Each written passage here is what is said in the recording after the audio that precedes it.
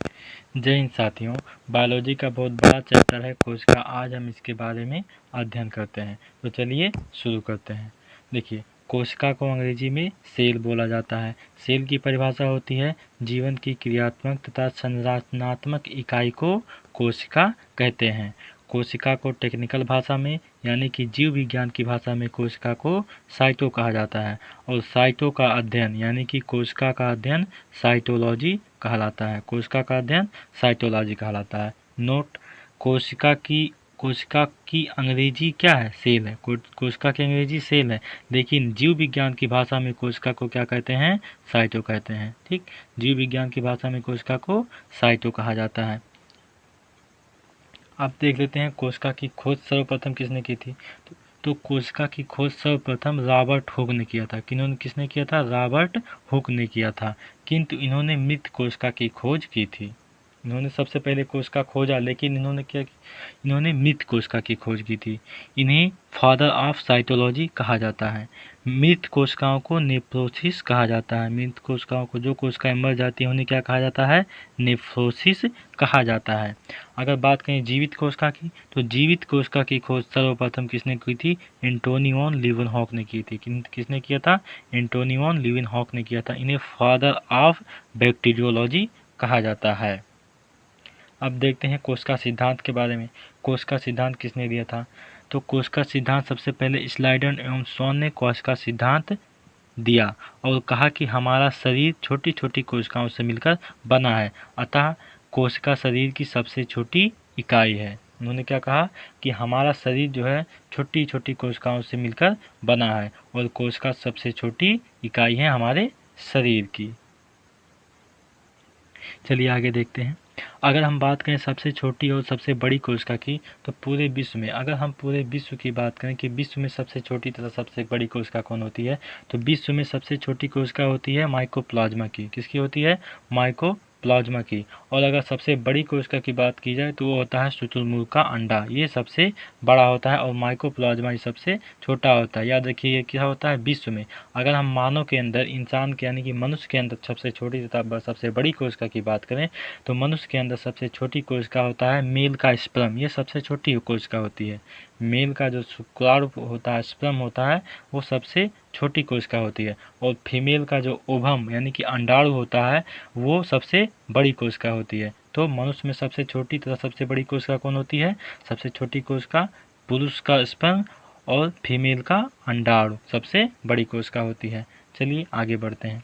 अगर हम बात करते हैं शरीर की सबसे लंबी कोशिका की, ठीक, सबसे लंबी कोशिका किसकी होती है? तंत्रिका तंत्र यानी कि जो ब्रेन, मस्तिष्क में जो तो तंत्रिका तंत्र कोशिका होती है, न्यूरॉन की जो सेल होता है, वो सबसे लंबी कोशिका होती है। देखिए, यहाँ पे हमने बात किया सबसे बड़ी कोशिका की, लेकिन हम यहाँ बात कर रहे हैं सबसे लंबी कोशिका की। देखिए, लंबे और बड़े में अंतर होता है। जैसे कि अगर हम बात करें लाल किला की, तो लाल किला क्या है? बड़ा है। लेकिन अगर हम बात करें कुतुब मीनार की, तो कुतुब मीनार कैसा है? लंबा है। कुतुब मीनार कैसा है? लंबा है। तो बड़े और लंबे में अंतर होता है। चलिए आगे बढ़ते हैं। अब हम देखते हैं कि सबसे ज़्यादा कोशिका विभाजन किस में होता है और सबसे कम कोशिका विभाजन किस में होता है।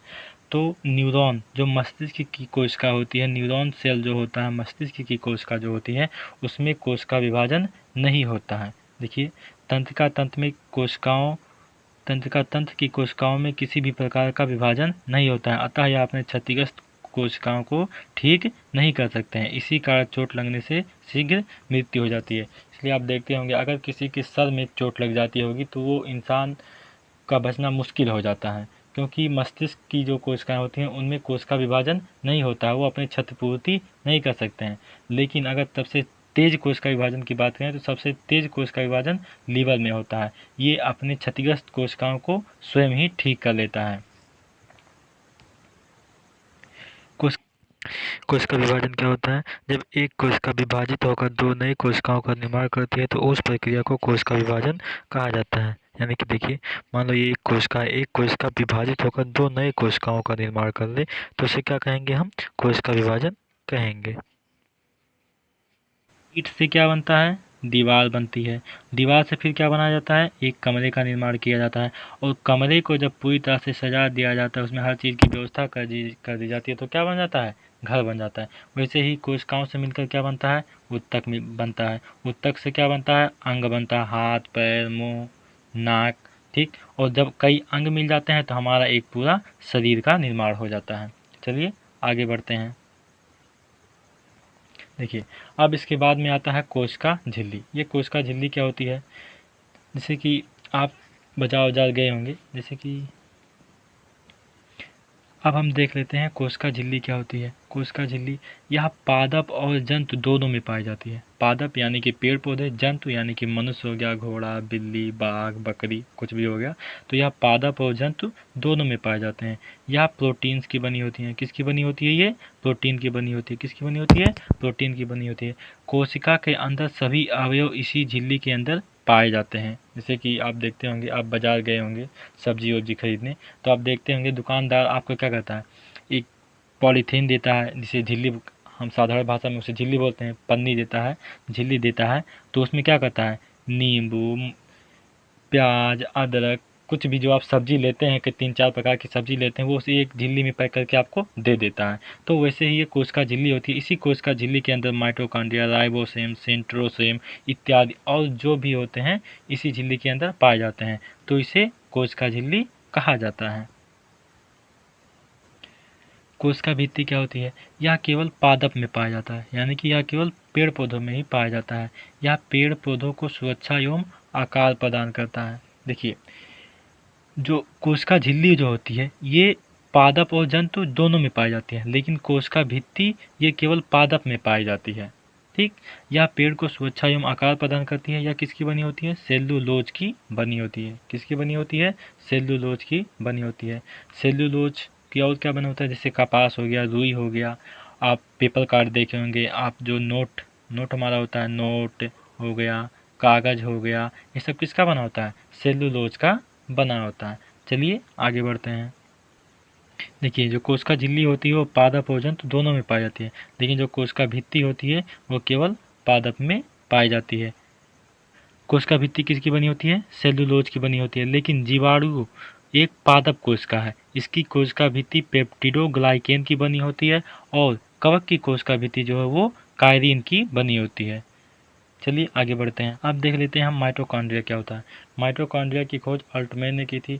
इसके भीतरी दीवारों को क्रिस्टी कहा जाता है। भीतरी दीवार यानी कि आपको ये जो ब्लू ब्लू दिखाई दे रहा है ये क्या होता है, ये इसे मैट्रिक्स बोला जाता है। ये जो नीला नीला दिखाई दे रहा है इसे क्या बोला जाता है, मैट्रिक्स बोला जाता है। और इस नीली नीली जो ये इसकी दीवारें हैं, जो नीला भाग है इसके जो बाहरी दीवारें होती हैं, इन्हें क्रिस्टी बोला जाता है। और जो ये माइटोकॉन्ड्रिया की ये बाहरी वाली दीवार है, इसके बाहरी भाग को आउटर मेम्ब्रेन तथा जो अंदर वाला भाग होता है उसे इनर मेम्ब्रेन बोला जाता है। यह क्रिस्प चक्र चलाता है, जिसके फलस्वरूप एटीपी तथा ग्लूकोज बनते हैं और हमें ऊर्जा मिलती है। इसी कारण इसे कोशिका का पावर हाउस या शक्ति गृह कहा जाता है, ठीक। एटीपी का फुल फॉर्म होता है एडेनोसिन ट्राइफॉस्फेट। अब आप सोच रहे होंगे कि ये क्रेब्स चक्र क्या होता है।